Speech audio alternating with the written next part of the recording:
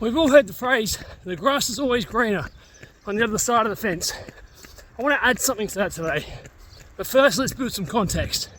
So I was chatting with a young guy a couple of days ago, and we were talking about, when you see that businessman that's, he's got a nice car, he's got all the stuff, and it looks like he doesn't really work as hard as all the staff that work for him. Or you see that family when you're out and about as a family man, and I see, those kids that are so well behaved, and that couple that looks so happy together.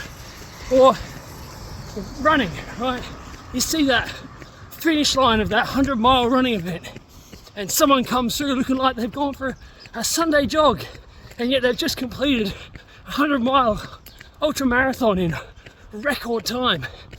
And we were talking about how you get there, and I was saying that when you look over that fence and you see that giant patch of lawn, that green, lush looking lawn, you don't take into account what they've gone through to get there. You don't look at the size of that lawn. They might be maintaining 2 acres of lawn now, and you have trouble just keeping that little patch of lawn at the front of your house alive. And that's the thing, right? They've put the work in. They've gone and they've mowed and they've watered and they've seeded that little patch of lawn they started with, and they've built on that and they've built on that and they've grown more. And that's the thing, right? Success in life, it takes work. When I'm out here running every morning, I didn't just go and do a 100-mile ultra marathon because I felt like it.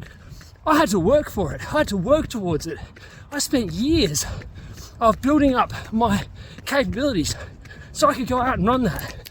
When you see that successful family, they've probably spent years working with those kids to help them understand what it is to be well behaved out in public. Or that couple, I'm assuming they work hard on their relationship if they look that happy.